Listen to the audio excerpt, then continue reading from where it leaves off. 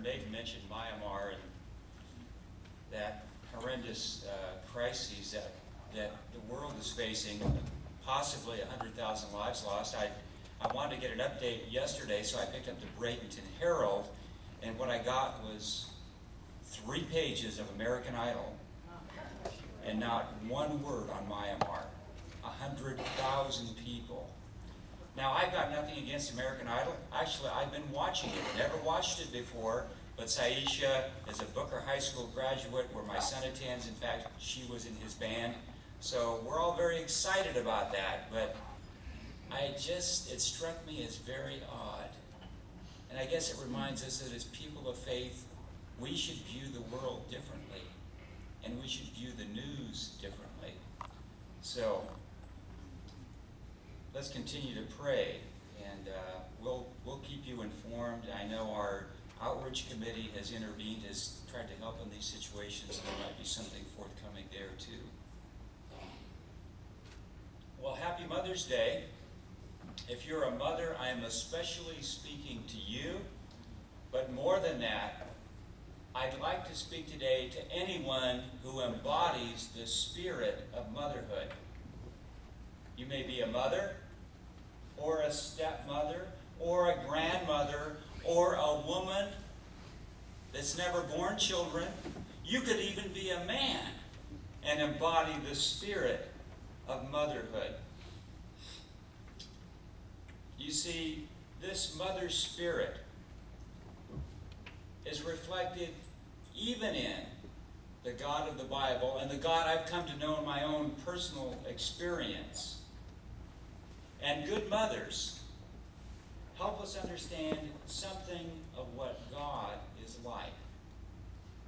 Now, I understand as well that some of you weren't privileged to be raised by what you would define as a good mother.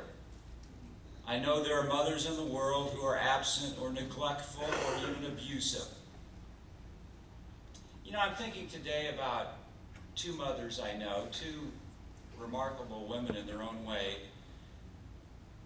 One is named Rita, and Rita is 85 years old. She lives in Sarasota. She's actually a great-grandmother.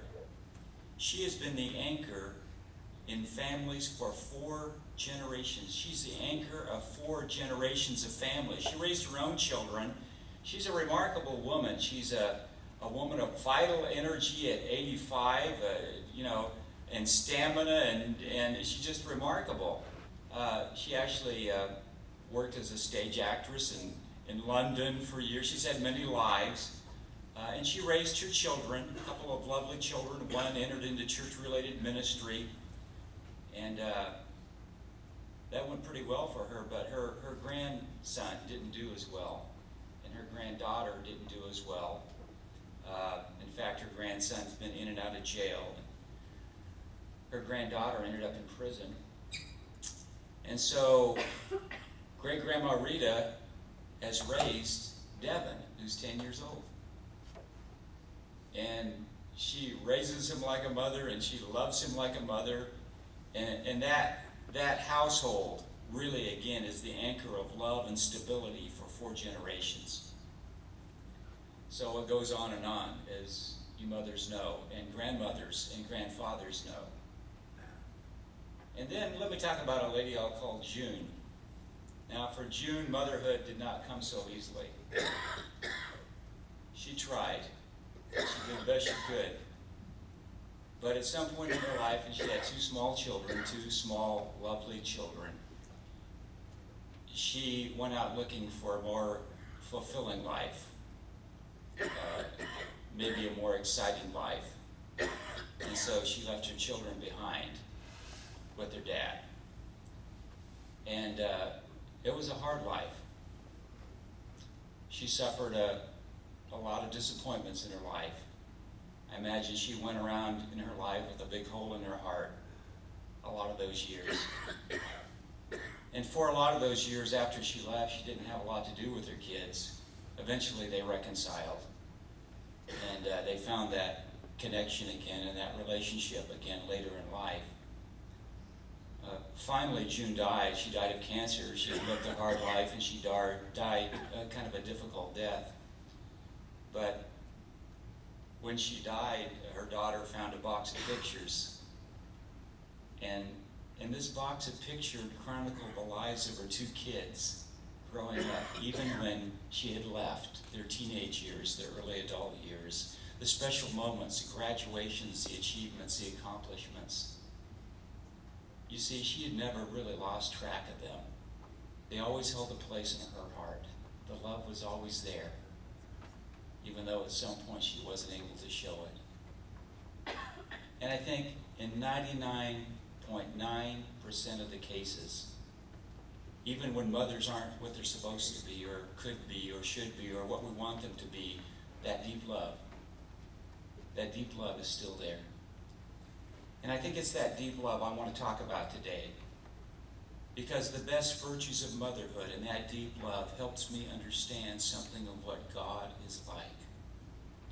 A kindergarten teacher was watching as all of her children were feverishly drawing pictures of something that held a special place in their life or memory.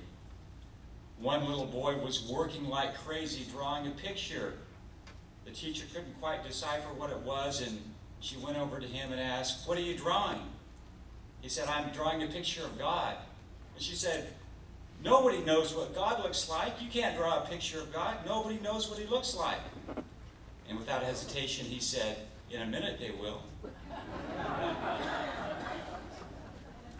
I don't know what God looks like. You know, I spent my entire life, adult life, trying to conceptualize God, understand God. And in my more naive moments, even trying to define God.